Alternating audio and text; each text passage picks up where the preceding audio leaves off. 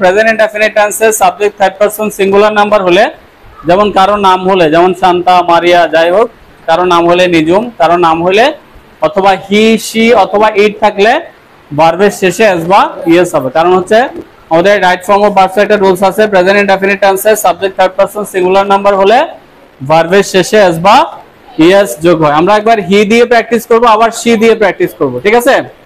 সে যায়, হি গোস। সে যায় না, হি ডাজন্ট গো। একটা জিনিস মাথায় রাখবো, যেমন হি যখন ব্যবহার করছি হি গোস, যখন সে যায় হি গোস, যখন সে যায় না হি ডাজ নট যখন ব্যবহার করছে তখন গো এর সাথে কিন্তু আবার ইএস আসবে না। একটু মাথায় রাখতে হবে এই জিনিসগুলো, ছোটখাটো জিনিস মাথায় রাখলে হয়ে যাবে। আবার একটু খেয়াল করবো, সে যায় হি গোস, সে যায় না হি ডাজন্ট গো। সে কি যায়? ডাজ হি গো? দেখো এই যে ডাজ যখন ব্যবহার করছে গো এর সাথে ইএস টা ব্যবহার করছি আমরা না, একটু খেয়াল রাখবো। ডু অথবা ডুটাকে যখন ডাজ হবে তখন ভার্বের সাথে এস বাই ইএস থাকলে সেটা কি হবে না, থাকবে না।